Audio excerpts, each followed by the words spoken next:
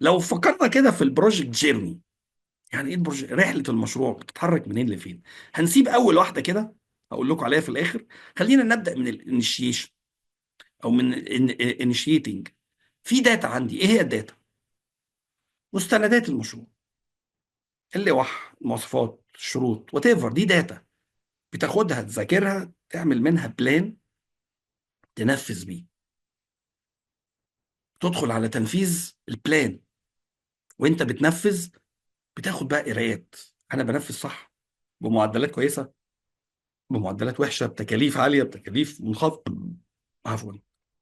واعمل اناليسز للنتائج دي، والاناليسز احاول اصيغها في طريقه روبورتات عشان اعمل ايه؟ اشوف انا ماشي صح ولا غلط، او اخد قرار يحسن لي الموضوع ده عشان اوصل في الاخر للكلوزنج. يبقى البدايه تخطيط، تنفيذ، الكنترول والمونيتورنج، مراقبه وكنترول عشان اعرف انا رايح فين. ما استناش بعد سنه اقول المشروع المفروض كان خلص، او هشوفه هيخلص صح ولا غلط. لازم وانا ماشي ابقى شايف انا رايح فين، لغايه ما اقفل المشروع واسلمه كله صح. النقطتين دول اللي هم السبورت بتوعي، الاو بي اي والاي اف، دول اختصار ايه؟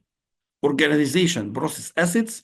ده كل ما هو في الشركه بيساعدني او بيعيقني ان انا اتقدم بيها. الرولز بتاعت الشركه بقى اللي هي ببساطه شديده امكانيات الشركه ايه، اجهزه الكمبيوتر اللي فيها شكلها ايه، العلاقات، ان انا لو عايز اشتري حاجه ببعت الورقه لمين ثم يمضي فين ويعمل ايه، صلاحياتي انا كمدير مشروع في ليميت فلوس، في ليميت قرارات، و وات ايفر. الشركه من جوه تنظيماتها من جوه.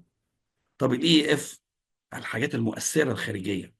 انا شغال في مشروع في الساحل عندنا هنا في مصر، بعد المغرب الشرطه بتمنعك انك تشتغل في اي مشروع مباشره على الساحل. حرس حدود بقى، حاجات امنيه، وات ايفر ايه. خلاص. ممكن يبقى عندك ان مخازن الشركه مثلا في مكان بعيد عن مشروعك، حاجه بتاثر عليك. ان في رولز كتير بتؤثر في البيئه اللي حواليك، يعني دي لحد ذاتها برضو انا عامل عليه فيديو غالبا هبعته لكم خلال الايام اللي جايه دي. بس دي الرولز الخارجيه، اللي الظروف بتاعتك الداخليه في الشركه والخارجيه اللي بتاثر كله على مشروعك، لازم تبقى فاهمها لانها دي حاجه موجوده. فلازم تعمل حسابك عليها.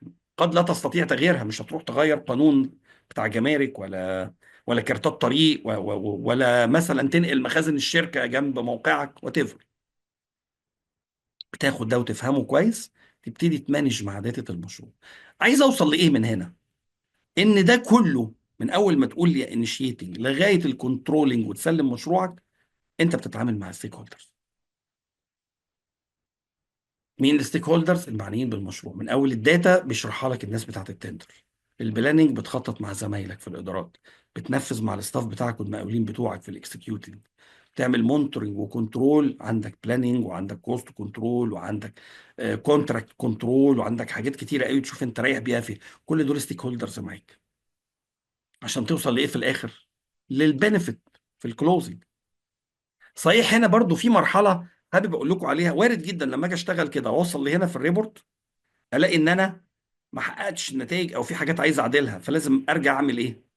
ريبلان هنا، وادخل بيها على الاكسكيوتنج تاني، وبعدين اقيس تاني وهكذا. وده بيحصل احنا واحنا شغالين في المشاريع، ما بنمشيش تماما تحت الخطه الزمنيه.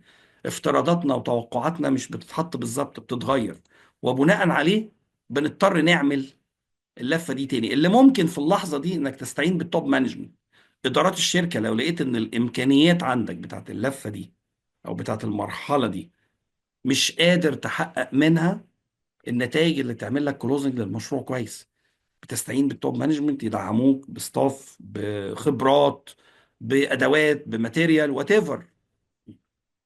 فتكاد تكون رحله بسيطه جدا من 6 خطوات لرحله المشروع عامه.